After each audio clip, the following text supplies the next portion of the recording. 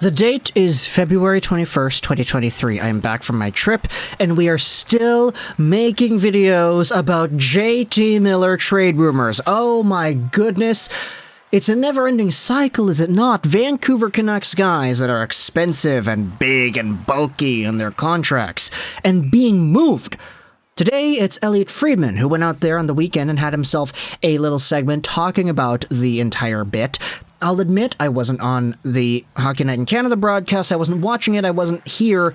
Now, I am here, but I will say at the same time, there is some hockey going on later tonight that I will be a part of that is not going to allow me to watch the end of Vancouver-Nashville.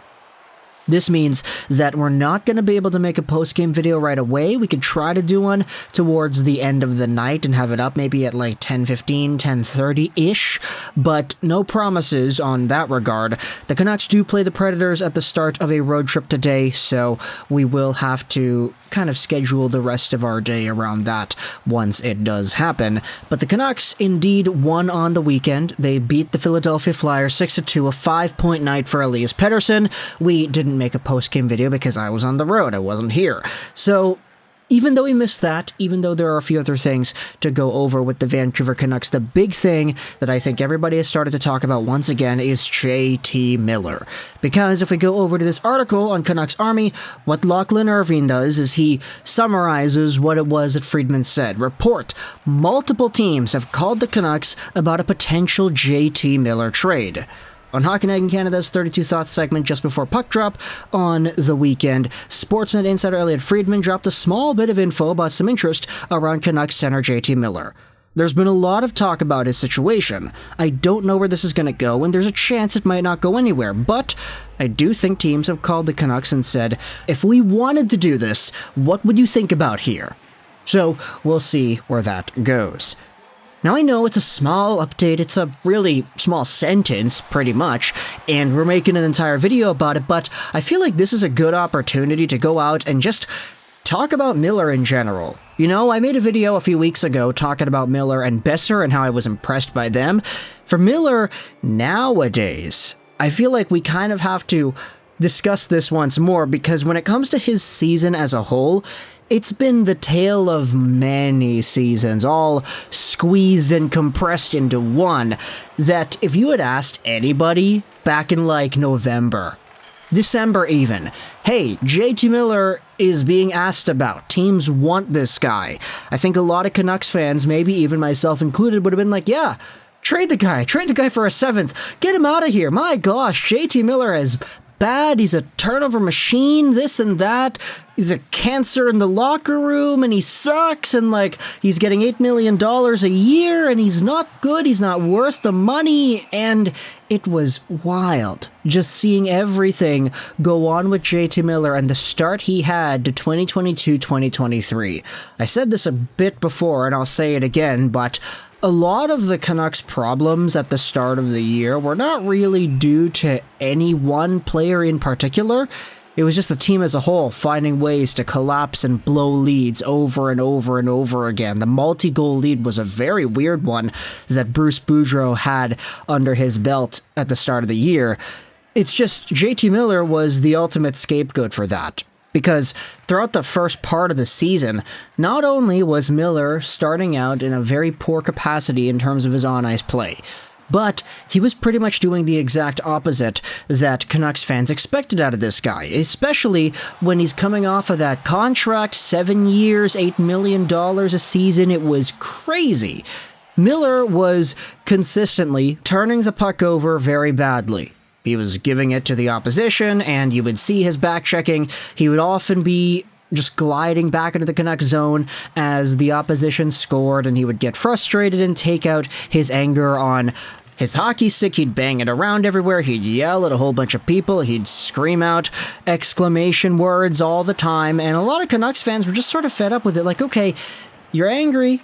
You are pissed off at yourself, yet you're the guy going out there turning the puck over in the offensive zone and gliding back into his zone, not really putting in any effort into that back check. Miller unfortunately exhibited so many of those bad moments throughout the start of the year that he was the ultimate scapegoat, and it wasn't even really close. Now, I'll admit, in terms of the money and the player, you were getting probably the worst value imaginable out of this guy. But, as we said in that Besser and Miller video, ever since Rick Tocchet had taken over, there's been a lot more consistency out of JT, and it's slowly starting to creep back into my psyche that, hey, this player really isn't that bad to have on the roster from an on-ice gameplay point of view. Sure, from a financial cap management point of view, it sucks. I mean, he's not too young and he's not too cheap, but JT Miller is a guy that legitimately, the past few weeks, has made the Canucks better in terms of their on-ice gameplay. He's been back-checking a lot harder, he's been making less mistakes, he's been getting more points, and I don't know, but it feels like to me, he's been getting less angry too. You then had yourselves media comments made by former Canucks head coach Bruce Boudreau. You had Petey going out there both saying good things about JT Miller. Bruce said that he loved Miller's presence in the room, and I think he said that if he was building a team from scratch and he was offered a player like Miller, again, he would say yes 100%. Petey labeled Miller as a leader on the Canucks, something like that, and, you know, it's been really good just seeing this slowly creep in that Miller really isn't all that bad of a player, nor is he all that bad of a person to be around as a Vancouver Canucks hockey player. I mean, sure, the media went out there and was a big part of the problem back in the early parts of the season. Oh, Miller is this, he's yelling at teammates, Colin Delia. But I mean, just at the end of the day, this is a guy that a lot of people in that organization seem to be very fond of, and seeing how his play has actually improved the past little while too, it makes sense that now we're slowly starting to see rumors about teams that maybe would want a guy like JT Miller in some sort of a trade. I'm not going to go out there and say that the Vancouver Canucks signing Miller was a great, fantastic move, but it was reported that there are some teams like the Carolina Hurricanes, for example, that want players that are signed to long-term deals. And so if you have a guy like Miller signed till the end of, what is it, like 2030 or whatever it is, like, you have that criteria checked off. And so it does make a little bit more sense that we are starting to see maybe some teams circle back around. And it's funny how this aligns with him actually reviving his play for this season and improving his point production. JT Miller right now is at, 51 points in 56 games played, 75-point guy in 82 games, which is not terrible. It's not bad for a guy who's going to be making $8 million a year. However, if Miller scores at a 75-point pace for the rest of the contract, then it becomes a little bit stagnant there. You would expect Miller to get over a point-per-game status like he had been in his first season with Vancouver, in last season with Vancouver, 99 points, of course.